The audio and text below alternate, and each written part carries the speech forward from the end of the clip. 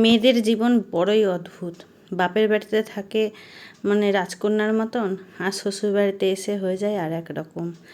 মানে কি বলবো, শ্বশুরবাড়িতে এসে বেশিরভাগ সময় তার হচ্ছে যুদ্ধ করতে করতেই বাকিটা জীবন শেষ হয়ে যায়, মানে সংসার জীবনে।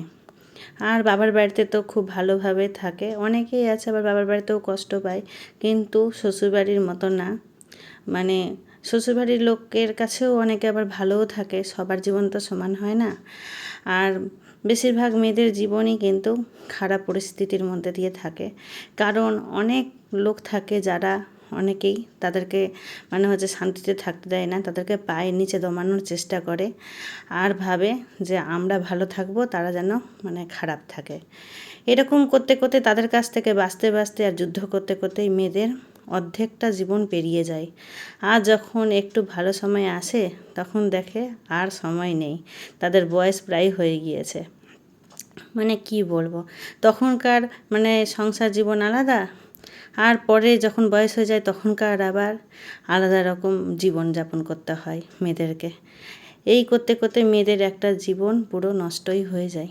আবার কিছু কিছু মেয়ে ভাগ্য নিয়ে জন্মায়, যারা মানে বাবার বাড়িতেও সুখে থাকে, আবার শ্বশুর বাড়িতেও সুখে থাকে। তারা মনে হয় সোনার চামচ নিয়েই জন্ম নেয়। আর এই দেখুন, সকালবেলা থেকে কাজকর্ম শুরু করে দিয়েছি রবিবার, আর আগের দিন এত বৃষ্টি হয়েছে যে কি বলবো, আবার সকালবেলাও বৃষ্টি হয়েছে। আর ছাদটা যে মিস্ত্রি কেমন করে বানিয়েছে, এত জল যে পরিষ্কার করতে করতে মানে অবস্থা খারাপ।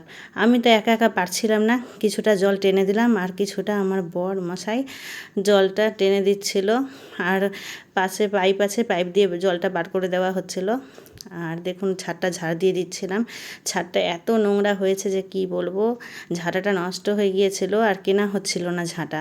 তাই বড় মশাইকে বলেছিলাম একটা ভালো ঝাড়ু নিয়ে আসতে, আর এই দেখুন ঝাড়ুটা নিয়ে এসেছে। তাই ভাবলাম নতুন ঝাড়ু দিয়ে একটু ভালো করে ছাদটা ঝাড় দিয়ে দিই, তাই জন্য ছাদটা ঝাড় দিয়ে দিচ্ছিলাম। আর কিছু কিছু টব না ঝড়ে পড়ে ভেঙে গিয়েছে, সেই টবগুলো আবার অন্য টবে দিচ্ছিলাম, কিন্তু টবগুলো ছোট হয়ে গিয়েছিল। আর এই দেখুন, ঠিক আছে বড়, ভিডিওটা এখানেই শেষ করছি, বাই বাই।